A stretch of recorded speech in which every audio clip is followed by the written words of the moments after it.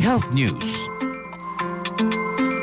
Salamat katropa ka Crystal. Ato po isunod ang health news mga kahigalan. Kini dagang yung makarelate ani mga kahigalan kay kining heart attack ha. O sa mga nagunang hinungdan sa kamatayon gihapon sa mga Pilipino. Sakit kasing-kasing, atakis kasing-kasing.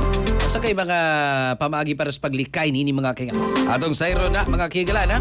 Pinagi ni katropa nga Ana May Munares Perez. Katropa nga Ana May, good morning! Good morning! Padayon nga giilas ang sakit sa kasing-kasing isip usa sa mga nagunang hinungdan sa kamatayon sa Pilipinas o sa tibuok kalibutan. Matod sa mga eksperto sa panglawas, ang taas nga presyon sa dugo, taas nga kolesterol, diabetes, panigarilyo, kakulang sa ehersisyo ug himsog nga pagkaon, mao'y pipila sa mga nagunang hinungdan sa sakit sa kasing-kasing. Gidasig ang publiko nga mag-regular exercise, bukaon og prutas ug utanon, minusan ang parat ug tambok nga pagkaon, likayan ang pagpanigarilyo ug sobrang pag-inom og ilimnong makahubog aron malikayan ang risgo sa maong sakit.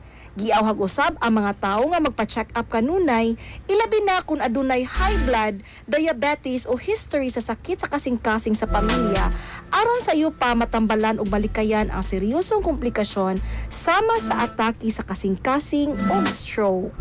Makatropa, adlaw-adlaw ang pagtuman sa Santon Vitamin C na produkto sa Yes to Health, ang numero unang bitamina makapalig-on sa immune system.